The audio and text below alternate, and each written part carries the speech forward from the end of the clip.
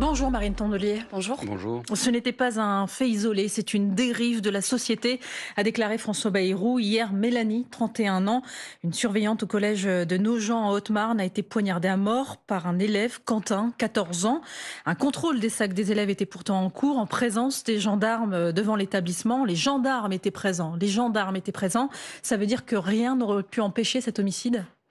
Déjà, commencer à vous dire que ce qui s'est passé est effroyable. Moi, je pense évidemment à sa famille, à son petit garçon de 4 ans, qu'il va falloir expliquer ce qui s'est passé. Et puis, évidemment, aux gens qui fréquentent cet établissement, et puis à toute la communauté éducative de ce pays, qui, drame après drame, on est seulement 2 mois après l'assassinat de Nantes, ne se sentent plus en sécurité, et on doit les comprendre. Ce qui est saisissant dans ce drame, c'est qu'il n'y a pas d'échappatoire possible. On est obligé de regarder la société en face. Il n'y a pas de bouc émissaire possible. On ne peut pas dire c'est un migrant, c'est à cause des OQTF. On ne peut pas dire c'est parce qu'il n'y a pas de force de l'ordre. Les gendarmes étaient à quelques mètres. On ne peut pas dire mettons des portiques, ça va tout résoudre. J'entends que certains essayent encore de dire ça, mais il y avait un contrôle des sacs ce jour-là, de tous les sacs. C'est même plus que des portiques qui ne détectent pas toutes les armes. J'ai entendu M. Retailleau hier parler des couteaux céramiques qui ne sont pas détectés par les portiques. Là, c'était un contrôle de tous les sacs. Et puis, on ne peut pas dire que c'est la justice qui est laxiste, etc., puisque cet enfant n'avait jamais été connu des services de police ou de justice. Il avait été exclu de son établissement, mais pas plus. Donc, à un moment, on est obligé, avec ce qui s'est passé hier, à regarder en face la santé mentale des jeunes qui se dégrade dans ce pays. Le chiffre est saisissant. De 2017 à 2021, on est passé de 1,7 à 20,8 de prévalence d'épisodes dépressifs chez les jeunes, c'est-à-dire plus 77% en 4 ans. Et donc, je veux bien qu'on mette tous les portiques du monde, tous les gendarmes du monde, le système le plus répressif possible, qu'on enlève les allocations aux parents. C'est de ça dont on parle souvent quand on parne de la délinquance des mineurs. On va entrer dans le détail des réponses qui sont apportées aujourd'hui. Aujourd'hui, on est obligé de se dire que c'est un problème sociétal qui ne pourra pas être résolu par des portiques et plus de forces de sécurité. L'enquête est en cours, Marine Tondelier. L'auteur des faits est toujours en garde à vue. Mais comment vous expliquez cette contagion d'armes blanches chez les ados ? D'où ça peut venir ? Il semble qu'il y ait un effet de mode. Moi, j'entends j'ai entendu le président de la République hier dire qu'ils allaient rendre plus difficile pour les mineurs de s'en procurer en ligne. Mais enfin, on peut tous s'en procurer dans sa cuisine. C'est le Premier ministre. Le président, par exemple, lui met en cause aussi les réseaux sociaux. Oui, mais bien sûr que tout ça fait partie du problème. Mais je vais vous dire, les réseaux sociaux, les gens, ils y ont accès sur les portables de leurs parents. Les couteaux, on y a accès dans sa cuisine. Des couteaux de cuisine, c'est aussi une arme mortelle. Il suffit pas d'avoir acheté une arme classifiée comme arme sur Internet. Donc vous voyez, si on ne fait que des mesures comme ça de répression ou de contrôle sans prendre du tout en compte l'état de notre société, et je dois vous dire, l'état du débat politique et public contribue aussi de ce fait que tout part à volo, tout le monde dit n'importe quoi. Parce que là, la droite et l'extrême droite, depuis hier, ils parlent de laxisme, de perte d'autorité, et c'est ce qui conduit pour eux à cette ultra-violence dans les établissements scolaires. Mais comme ils ont qu'un marteau comme outil, ils tapent toujours sur le même clou. On a compris, mais à un moment, plus ils tapent sur ce clou, plus ils développent cet argumentaire. Ils sont au pouvoir, ils prennent des mesures en fonction de cette idéologie. Ça ne fait que s'empirer. Mais la question qui se pose aux personnalités politiques, c'est est-ce qu'il y a une réponse immédiate ? Est-ce qu'il y a une réponse immédiate à ce type de drame ? Est-ce qu'on peut se dire calmement que ce qui est entrepris par les Darmanin, Retailleau, Dupond-Moretti, je ne sais pas qui, depuis des années, ne marche pas ? Est-ce qu'on peut se le dire calmement ? Est-ce qu'on peut se dire qu'il faut peut-être aller regarder ailleurs ? Ça ne veut pas dire qu'il faut plus de police, plus de justice. Évidemment que ces sujets-là doivent être travaillés avec beaucoup de sérieux. Pas avec émotion, pas avec idéologie, avec beaucoup de sérieux. Mais si on ne regarde que de ce côté-là, on rate la partie immergée. Mais il peut y avoir les deux. Quand vous entendez hier parler de la santé mentale des jeunes. Je dois vous dire quand même que l'éducation nationale est l'un des principaux déserts médicaux de ce pays. Que la médecine scolaire, les effectifs ont baissé de 20%, que sur la psychologie scolaire, c'est pareil, sur les infirmières scolaires, c'est pareil. Comment voulez-vous qu'on laisse en première ligne du personnel dont le métier est l'éducation, pas le soin et voilà, à Nantes, je vous l'avais dit sur ce plateau. Le président aborde la question de la santé scolaire, de la santé mentale. Il y a 4 fois moins de lits pour les mineurs en psychiatrie en Loire-Atlantique que partout ailleurs en France. C'est pas un hasard que ça. Non mais alors du coup sur les réseaux sociaux, l'interdiction en moins de 15 ans des réseaux sociaux, que veut le président ? Il dit même si l'Union européenne n'avance pas, nous on ira là-dessus. C'est déjà interdit au moins de 13 ans. Et la moyenne de... J'ai vu hier qu'en moyenne, on arrivait sur ces réseaux à 8 ans, à 8 ans et demi. Pardon, donc mais on n'arrive pas bien à voir, parce que vous dressez un constat qui est d'ailleurs dressé pour le coup par la quasi-totalité de la classe politique. Il y a un problème de santé mentale, mais on ne voit pas précisément à quel type de mesures vous préconisez. Les choses sont claires. Déjà, je pense que la classe politique doit monter l'exemple. Parce qu'on parle de la brutalisation, j'entends certains dire barbare, ensauvagement, mais ils regardent les politiques quand même, comment ils débattent entre eux, quels mots ils utilisent, comment ils utilisent les réseaux sociaux, comment ils utilisent les plateaux télé. C'est extrêmement choquant. Et je pense que la classe politique participe à la brutalisation de ce monde, en normalisant le fait que on peut se parler mal, on peut se mettre des... C'est comme ça la politique. Ça, c'est la première chose, l'exemplarité de la classe politique. L'extrême droite n'a pas d'ailleurs le monopole de ce type de comportement. Mais non, mais le système politico-médiatique est devenu comme ça, on va se le dire. La deuxième chose, c'est que la santé mentale, c'est pas juste dire c'est important, c'est des moyens. C'est des moyens. Quand on baisse de 20% les effectifs de la médecine scolaire dans les écoles, il ne faut pas s'attendre à ce que les gens aillent mieux. Quand on n'a pas assez de lits en psychiatrie pour les mineurs dans ce pays, on ne peut pas s'attendre à ce que ça aille mieux. Donc il y a une question de moyens tout de suite. Moi, j'ai rencontré Elisabeth Borne avec les écologistes il n'y a pas longtemps. On voit bien que là, du coup, elle la traîne. On va essayer de mettre un plan sur la psychologie en milieu scolaire. Mais les effectifs, ils ne s'inventent pas comme ça. Donc, comme les politiques, ils n'ont pas de solution, les politiques en place, ils font des petites mesures comme ça, il faut que ce soit grandiose pour que ça fasse communication, pour qu'ils donnent l'impression d'agir. Et donc ils cherchent des boucs émissaires. Alors des fois c'est l'immigration, des fois c'est qu'il n'y a pas assez de police dans les écoles, là il y avait des gendarmes à quelques mètres, des fois c'est il faut des portiques, là il y avait un contrôle des sacs, de tous les sacs à l'entrée, ça n'a pas marché. Ou d'autres fois ils nous expliquent que c'est la justice qui est pas assez répressive. Cet enfant n'était pas connu de service de justice et je pense pas que parce qu'il aurait su que sa peine serait de 6 mois plus forte ou qu'il passerait devant une cour d'assises ou pas, ça aurait changé son acte. C'est pas vrai que les gens pensent comme ça. Donc je vous dis juste que ce drame, c'est un drame, c'est horrible, mais il force la société à se regarder en face et il n'offre aucune échappatoire explicative ou populiste de je vais prendre telle mesure, ça va tout résoudre. Ça n'existe pas. Nous, adultes et parents, notre devoir est engagé. Quand nos enfants, nos fils, le plus souvent, s'enfoncent, il faut méditer notre rôle et savoir agir à temps et veiller à leur santé mentale comme au reste de leur santé. Ça, c'est ce que dit Jean-Luc Mélenchon. Il vous rejoint sur la question de la santé mentale. Il vise, lui, les petits garçons, les adolescents en particulier. C'est une histoire de genre aussi derrière ? Ouais, si on veut, mais c'est pas le principal sujet. Le principal sujet, c'est, parce qu'en plus là, on parle de l'école parce que ce drame a eu lieu hier, mais vous voyez bien qu'il y a eu des meurtres aussi islamophobes récemment en France. C'est en train de craquer de partout. C'est en train de glisser en fait très vite. On est dans un monde qui se tend. C'est pas vrai qu'en France d'ailleurs, mais je pense que ce qui se passe à l'étranger a aussi une résonance chez nous par les réseaux sociaux interposés. Tout se brutalise et je pense qu'il est urgent et que les politiques y participent à baisser un peu le ton de la violence verbale, des attaques, de tout.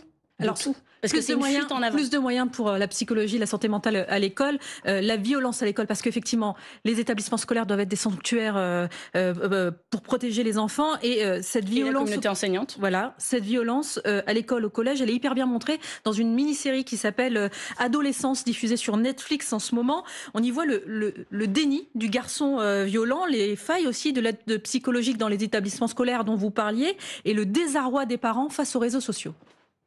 Tu crois que c'est possible qu'on parle un petit peu de ton père ? J'ai rien fait, je suis innocent. Toi aussi, Eddie, t'es un père génial. Il n'est pas déclaré coupable, il est juste accusé.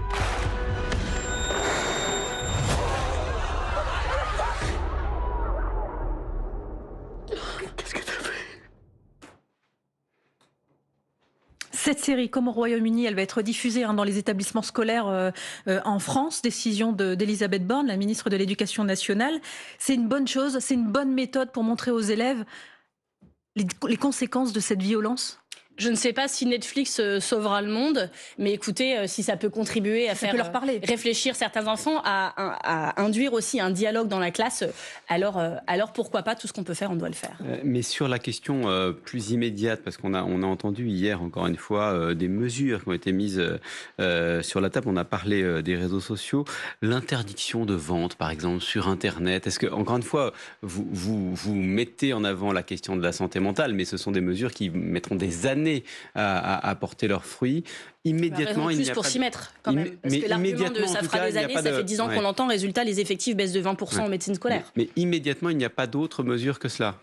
Ah bah si, il faut un choc, il faut qu'on ait un discours plus rassurant. Enfin, quand les jeunes sont en état dépressif comme ça, il faut aussi se rendre compte de dans quel monde ils vivent en fait. C'est quoi les perspectives qu'on leur donne? Comment vous voulez qu'un jeune aujourd'hui aille bien? Vous les ouvrez les réseaux sociaux, vous voyez ce qu'on y trouve toute la journée, vous les regardez les actualités, vous voyez quel avenir on leur propose. Il y a quand même plus beaucoup de lumière au bout du tunnel. C'est-à-dire c'est pas c'est une mauvaise passe, ça va aller mieux. Enfin, il y a aucune raison de penser que ça va aller mieux. Et donc oui, il y a un état dépressif dans la jeunesse et nous politiques, on doit s'occuper de mettre aussi de la lumière au bout du tunnel. Et aujourd'hui, excusez-moi, j'en vois pas beaucoup. Quand M. Barnier prend la parole dans son discours de politique générale, je ne suis pas sûre que tous les enfants de ce pays aient regardé, et en tout cas pas jusqu'au bout. Mais il passe plus de temps à parler des prisons qu'à parler de l'éducation, pour lesquelles il n'avait aucune vision. Ça pose d'ailleurs au passage la question de l'éco-anxiété, qui est souvent mise en avant quand on parle de santé mentale. Mais pas que. Enfin, l'anxiété aujourd'hui chez les jeunes, évidemment que l'écologie joue une grande partie, et à juste titre, parce que ce qui se passe est préoccupant et que je pense qu'une partie de cette jeunesse n'a pas l'impression d'être entendue. Mais les politiques qui nous gouvernent, ils ont quoi à proposer aux jeunes? Des places de prison? On va parler de l'injustice sociale, de l'injustice fiscale. Ils sont même pas fichus. Ils nous parlent que d'économies qu'ils vont faire. Allez, le pass culture, ça suffit. Enfin, et par contre, les ultra riches, on touche jamais à leur magot. Enfin, il y a un moment, c'est impossible pour un jeune de se projeter de manière saine et enthousiaste et pleine d'espoir dans ce monde. On va parler de certaines propositions qui ont été faites ces derniers jours concernant les océans avec vous, Marine Tondelier. Vous allez voir que là, ça va pas être triste non plus. Ce sera juste après le fil info. Il est 8h44. Jeanne Mézia. Des arrestations à Los Angeles malgré un couvre-feu en cours dans cette ville des États-Unis, théâtre depuis 5 jours d'incidents lors de manifestations contre la politique migratoire de Donald Trump. Le président américain se dit prêt à déclencher l'état d'urgence. 3 jours de deuil national débutent en Autriche au lendemain de la mort de 10 personnes dans un lycée à Graz, dont un Français de 17 ans. Les victimes ont été tuées par balle par un ancien élève. Une minute de silence est prévue à 10h dans le pays. Le père d'Estelle Mouzin veut faire condamner l'État français pour faute lourde dans le traitement du meurtre de sa fille. Une audience a lieu à 14h au tribunal judiciaire de Paris. Dans cette affaire, Monique Olivier, ex-femme de Michel Fourniret, a été condamnée à la perpétuité pour complicité. Les conséquences des vagues de chaleur qui touchent le monde. Au Groenland, la glace a fondu 17 fois plus vite que la moyenne en mai. Un record aussi en Islande, alerte aujourd'hui le réseau scientifique WWA. France Info. Le 8h30 France Info, Jérôme Chapuis, Salia Braclia. Et toujours avec la secrétaire nationale des écologistes, Marine Tondelier. Je crois que vous revenez de Nice, où se tient en ce moment la 3e conférence des Nations Unies sur l'océan, qui se poursuit jusqu'au 13 juin en France à Nice. C'est important d'abord que ça se passe chez nous, ici en France. C'est ce qui est important, c'est est-ce qu'il en sort des choses ou pas. Alors précisément, il en sort de ce que vous avez vu, vous? Franchement, c'est très déceptif. Premièrement, parce que ce sommet, il coûte 60 millions d'euros. Je le dis parce que c'est un prix démesuré. D'ailleurs, la France n'arrivait tellement pas à boucler le budget qu'ils ont appelé la CMA-CGM, qui n'est pas très neutre dans l'affaire des océans, pour financer le sommet de l'ONU. On voit bien qu'il y a un mélange complet. Les États n'ont tellement plus de moyens qu'ils doivent se quémander au privé pour payer leur propre sommet où discutent des océans que le privé contribue largement à détruire. Donc tout ça n'a pas de sens. Par rapport à ce qu'on disait tout à l'heure, donnez-nous quelques motifs d'espoir au moins sur ce qui se passe en ce moment à Nice. Non mais je vous le dis quand même parce que Lisbonne, c'est tous les 3 ans, c'est le sommet européen. Et Lisbonne, il y a 3 ans, ça avait été reconnu comme un modèle en matière d'organisation, de transparence. Les gens pouvaient assister au débat, etc. Ça avait coûté 20 millions d'euros. Bon, 11 millions d'euros. Là, 60 millions d'euros, moi, ce à quoi j'ai assisté lundi, moi, je n'ai de badge nulle part, d'accréditation nulle part, j'y suis allée comme citoyenne, mais des parlementaires français qui étaient accrédités, on leur explique lundi, vous avez un pass, mais en fait, pour aujourd'hui, il faut un surpass, et je n'ai assisté le lundi qu'à des gens qui ne comprenaient pas où ça se passait, où ça se discutait, ce qu'il fallait faire. C'est pour l'organisation, Marine Tondelier. Marine Tondelier, ça c'est pour l'organisation, mais... c'est quand même un fiasco, déjà sur l'organisation. Ensuite, sur ce qu'on en attendait... je pense qu'Emmanuel Macron a tout misé, comme souvent avec lui, sur la communication.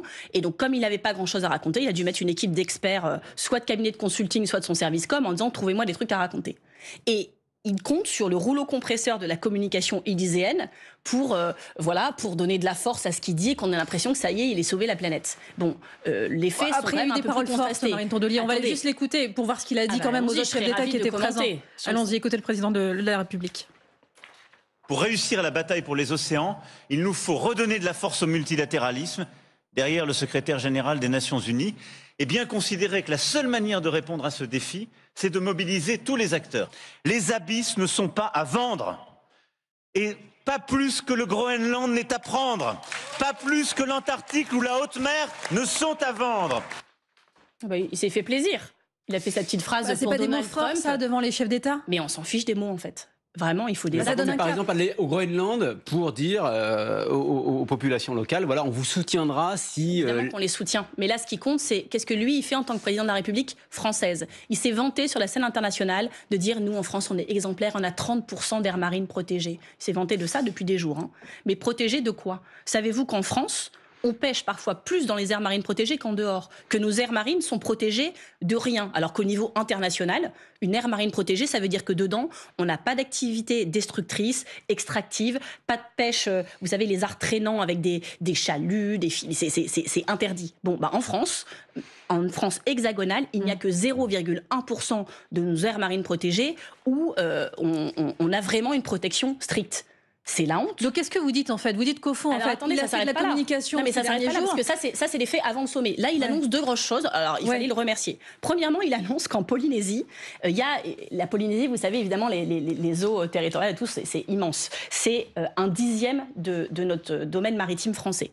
Bon, il annonce donc, parce que la Polynésie, depuis 10 ans, fait le travail, pas Emmanuel Macron, la Polynésie, la création donc, de cette grande aire marine protégée de 4,55 millions de kilomètres carrés, dont 900 000 km² seront vraiment en protection stricte. Donc il dit, ça y est, mes aires marines protégées, fortement protégées, c'est passé de 4 à 14%. Mais enfin, écoutez, la Polynésie, c'est très bien, ils font leur travail, ça change. Mais moi, je vous parle de la France hexagonale. Et alors là, sur la France hexagonale, il finit par dire, alors, on a pris toutes les aires marines protégées, on a une grande annonce à faire, on va interdire dans certaines aires marines protégées le chalutage de fond. Et donc, regardez la carte, tous les endroits où vous voyez des points, on va interdire le chalutage de fond. Oui. Sauf que le chalutage de fond, grâce aux écologistes, notamment à l'association Bloom et Yannick Jadot au Parlement européen, tout le groupe écolo, il est interdit déjà le cas, à plus de 800 mètres de fond depuis 2016. Et donc, quand on regarde la carte, tous les endroits où Macron annonce que ça y est, il n'y aura plus de chalutage de fond, c'est des endroits où il y en a déjà, mais est-ce que c'est un sommet pour rien? Non mais franchement, est-ce que ce matin vous dites c'est un sommet pour rien? Parce que on l'a entendu parler de multilatéralisme et justement le président de la République a fait beaucoup de lobbying pour que le traité sur la protection de la haute mer soit ratifié par le plus grand nombre de pays. Là, il en faut 60 pour qu'il soit appliqué. Oui, c'est de la protection. Alors, il y a le mot pêche combien de fois dans ce traité? Une fois. C'est un traité qui est négocié depuis des décennies, qui a fini par être validé en 2023. C'est aussi la protection des fonds marins. Et vous savez, oui, mais quand on a un Donald Trump qui veut justement, je vous assure, allez le lire, puiser dans ces fonds-là. Il est très déceptif parce que tout le temps où ça a traîné, les lobbies ont pu faire beaucoup de choses pour amoindrir la portée de ce texte qui va concerner très peu de sujets finalement. Alors c'est mieux que rien, mais franchement, c'est pas ce que Emmanuel Macron dit. C'est pas vrai. Il faut pas dire aux gens, enfin, les océans, c'est 2/3 de la surface du globe. C'est l'équivalent d'un camion poubelle de plastique par minute qu'on y rejette. C'est le premier puits de carbone au monde, c'est-à-dire que ça emmagasine 1/4 de toutes les émissions de CO2 qu'on peut tous produire. Et cet océan est en train de crever. Premier motif, la surpêche. Emmanuel Macron nous dit il n'y a pas de pêche industrielle en France, on n'est pas du tout responsable. Il n'y a que 3% de bateaux. Ah bah oui, ce qu'il ne vous dit pas, c'est que les 3% de bateaux, ils font 50% des prises. Donc c'est la moitié en fait de notre volume de pêche. Donc ça veut dire moi j'ai vu des pêcheurs pleurer. J'ai vu des pêcheurs pleurer. Un pêcheur à Boulogne qui nous explique que à la radio il a entendu un super, vous savez, chalutier de plus de 80 mètres se vanter en 20 minutes d'avoir pêché ce que lui pêche en 15 ans. Ça veut dire qu'il faut les interdire.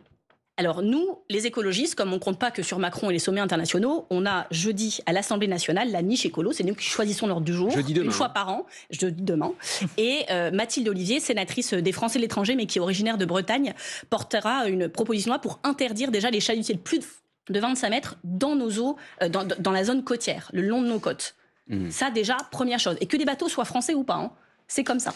Si au moins on pouvait faire ça, et j'ai vu qu'Emmanuel Macron en parlait un petit peu dans ce sommet, donc peut-être que les sénateurs macronistes vont faire preuve d'un peu de courage et voter cette proposition-là. Ce qu'on propose aussi, c'est que dans les 30% d'aires marines protégées, il y en ait au moins 10% qui soient protégés de manière stricte, qu'on n'y pêche plus. C'est comme ça. Ça paraît hallucinant qu'on puisse encore faire du chalutage dans des aires marines protégées, quoi. Beaucoup d'autres questions à vous poser ce matin, Marine Tondelier, notamment sur les retraites. On est à une semaine des conclusions des discussions sur les retraites dans le cadre de ce conclave. Le MEDEF confirme hier son refus de toucher aux 64 ans.